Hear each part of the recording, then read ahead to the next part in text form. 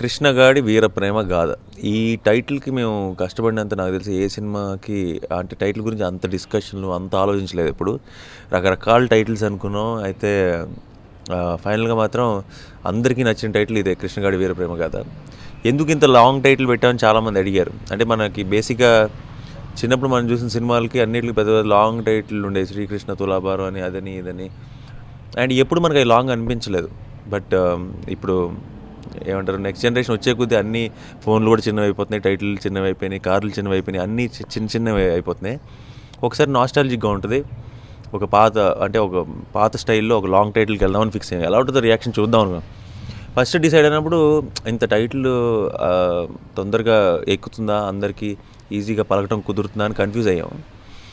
అయితే మా సినిమాలో చిన్నపిల్ల ఉంది, నైని అని. తనకు ఒక్కసారి చెప్పాము టైటిల్ ఇది మన సినిమాకి అని చెప్పి. తన నెక్స్ట్ డే షూటింగ్ వచ్చినప్పుడు అడిగాను, మన సినిమా పేరేంటి చెప్పు అన్నాను. కృష్ణగాడి వీరప్రేమ గాథ అని చెప్పేసింది. తానే చెప్పగలిగినప్పుడు మనం ఎందుకెంత ఆలోచిస్తున్నాం అనిపించింది. సో ఇమీడియట్గా ఈ టైటిల్లే బాగుంటుందని ఫిక్స్ అయ్యాం. అయితే Jan 7th first look release చేసాం. ఆ టైటిల్తో ఒక చిన్న పోస్టర్ డిజైన్ రిలీజ్ చేసాం. దానికి వచ్చిన రెస్పాన్స్కి యాక్చువల్లీ మేమే షాక్ అయిపోయాం. అంటే డెఫినెట్గా బాగుంటుందని నమ్ముతాం, కానీ అంత రెస్పాన్స్ వస్తుందని మాకు కూడా తెలియదు అనమాట. అంత సోషల్ మీడియాలో కానీ ట్విట్టర్లో కానీ మెసేజ్లు కానీ చాలా బాగుందని మొత్తం నిండిపోయినాయి మెసేజెస్. తర్వాత షూటింగ్లో పడిపోయాం. మళ్ళీ ఒక టీజర్ రిలీజ్ చేస్తే బాగుండని చిన్న టీజర్ కాన్సెప్ట్ థియేటర్లో ఇద్దరు మాట్లాడుకుంటూ 2 గంటలు పరిగెడుతూ చెప్తే 2 గంటలు పడుతుంది, 30 సెకండ్లు చెప్తే అలా అని ఒక చిన్న గోడ మీద డ్యాన్స్ వేస్తున్నట్టు సీజీతో చేసి దాని నుంచి బయటికి దూకి బుల్లెట్స్ అన్ని గోడ మీద ఫైర్ అయినట్టు, దాని నుంచి టైటిల్ ఫామ్ అయినట్టు ఒక చిన్న ఐడియా.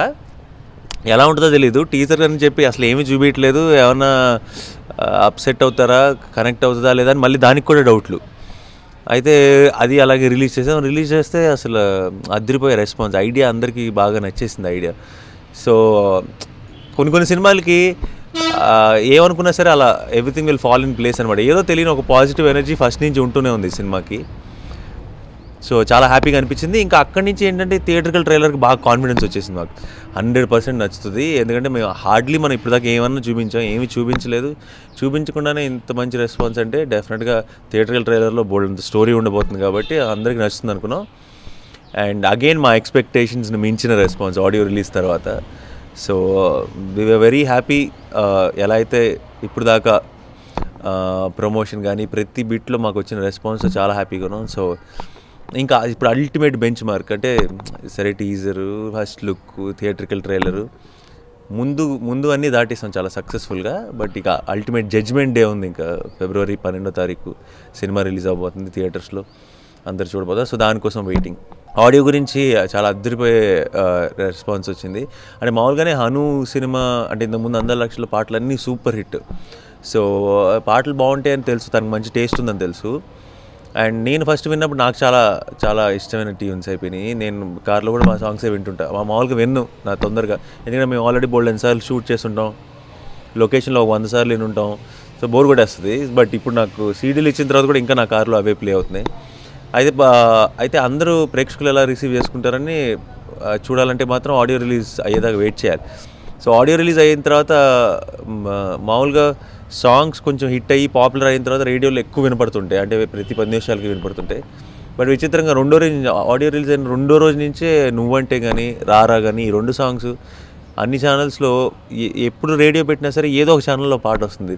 అప్పుడే అర్థమైపోయింది ఎంతగా నచ్చిందో. అండ్ ఎంతమంది నాకు పర్టికులర్గా సాంగ్స్ కోసం పర్సనల్గా మెసేజ్ చేశారు, వాళ్ళకి ఎంత నచ్చింది ఈ సాంగ్స్ అన్న సంగతి. ఎందుకు మా కొత్త టీం, నేను నెక్స్ట్ చేస్తున్న ఫిల్మ్ షూటింగ్ జరుగుతుంది.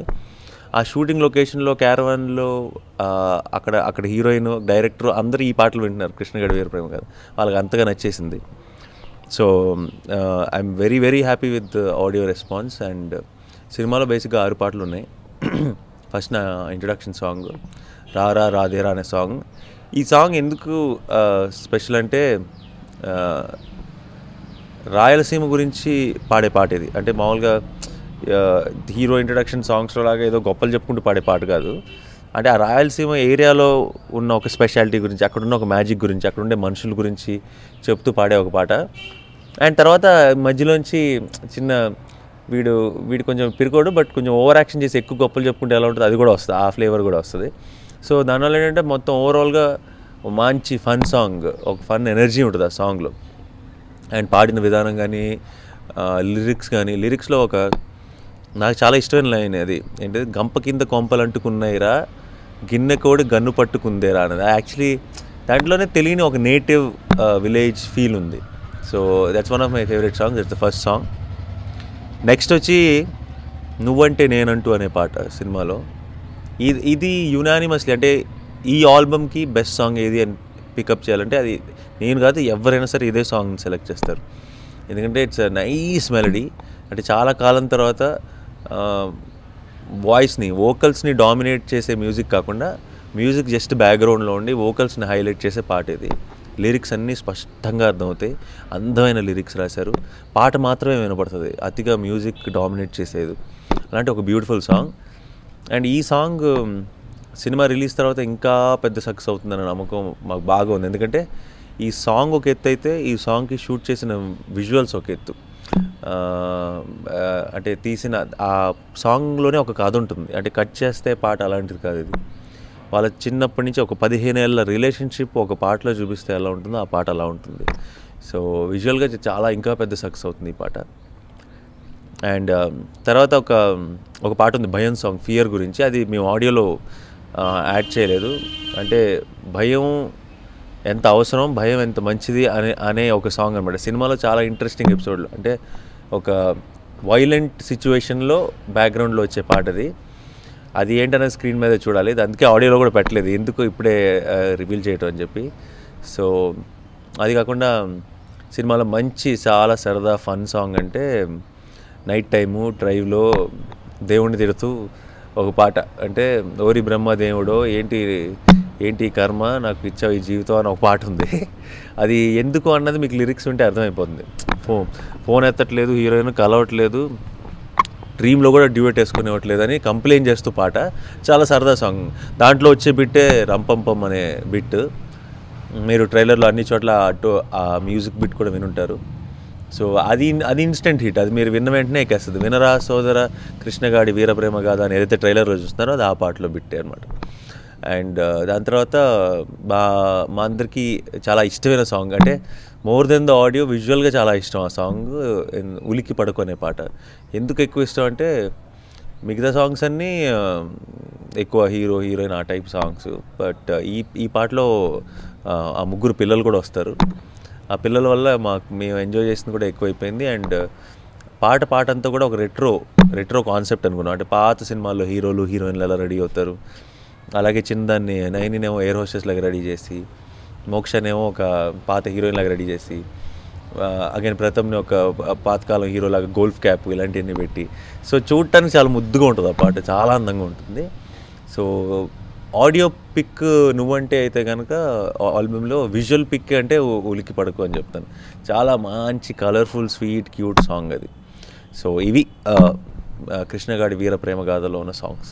విశాల్ మ్యూజిక్ ఈ సినిమాకి. అండ్ విశాల్ చాలా టాలెంటెడ్ అని ఆల్రెడీ ప్రపంచానికి అర్థమైపోయింది. జిల్ జంగ్ జక్ సాంగ్స్ అన్నీ కూడా ప్రతి చోట ట్రెండింగ్ మన ఆడియో రిలీజ్ అవ్వకముందు. సో ఎప్పుడైతే ఈ తనకి సెకండ్ ఫిల్మ్ కింద లెక్క ఈ సినిమా సాంగ్స్ విన్నారో అందరూ ఫిక్స్ అయిపోయారు. అంటే ఇంకా ఇది వన్ ఫిల్మ్ వండర్ కదా, తను డెఫినెట్గా ఈజ్ హియర్ టు స్టే అని. అంత ఒక మంచి కథని అర్థం చేసుకొని దానికి కావాల్సిన మ్యూజిక్ ఇచ్చే ఆ క్వాలిటీ ఉంది తన దగ్గర. అంటే నేను 5 పాటలు ఇచ్చాడు అంటాం కంటే 5 సీన్లు ఇచ్చాడు అంటాం కరెక్ట్ ఈ సినిమాకి. ఎందుకంటే ప్రతి పాట కూడా కథలో ఒక భాగంగా ఉంటుంది. అంటే ఆ పాటలో కూడా కథ జరుగుతుంటుంది. సో సినిమా టోన్ ఏంటి, సినిమా మూడ్ ఏంటి అనేది మ్యూజిక్తో క్యారీ చేయడం చాలా ఇంపార్టెంట్. అది బ్రహ్మాండంగా క్యారీ చేశాడు ఆడియోతో.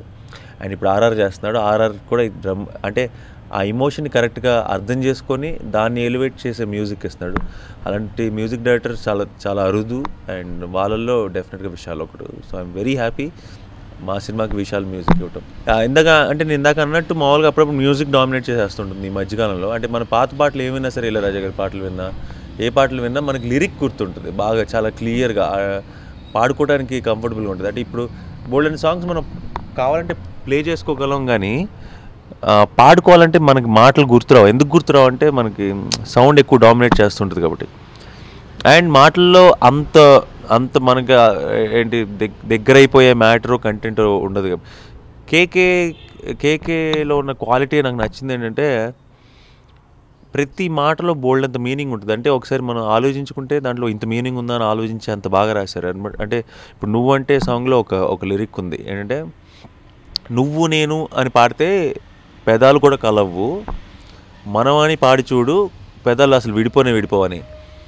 సో నేను ఆ లైన్ విన్న వెంటనే ఒకసారి నువ్వు నేను మనం అనుకొని చూశాను. అవును కదా, యాక్చువల్లీ కలవు కదా అని చెప్పి. అంటే అంత డీప్ మీనింగ్ ఉన్న లిరిక్స్ రాయటం అసలు చాలా తగ్గిపోయింది. సో అలాంటి ఒక లిరిక్స్ చాలా మన ఇండస్ట్రీలో ఉండటమే చాలా we should be very very happy. And KK గారు మొత్తం సినిమాకి అన్ని సాంగ్స్కి సింగిల్ కార్డ్ అవటం వల్ల ఇంకా ఇంకా హ్యాపీ అనమాట. అంటే ప్రతి సాంగ్లో ఒక మంచి ఇంట్రెస్టింగ్ ఫ్లేవర్ అండ్ చెప్దాం అనుకున్న కంటెంట్ని క్రిస్ప్గా ఆ పాటలో పట్టే పదాల్లో చాలా అందంగా చెప్పారు కేకే గారు. సో అంటే బోల్డ్ అంతమంది మొత్తం యూనిట్ అందరం కలిసి హను పొద్దునుంచి అసలు రోజుల తరబడి నిద్రపోకుండా 24/7 పనిచేసి, ప్రొడ్యూసర్స్ కూడా అలాగే వెనకాల ఉండి సపోర్ట్ చేసి కష్టపడి ప్రతిరోజు 3 పిల్లలు భయంకరమైన వెదర్ కండిషన్స్లో, భయంకరమైన వేడిగా ఉన్న లొకేషన్స్లో మాతో పాటే కష్టపడి కంటిన్యూస్గా చేసిన ఫిల్మ్ ఇది. 100 మంది టెక్నీషియన్స్ కలిసి చేసిన ఫిల్మ్ ఇది. Very very very dear film.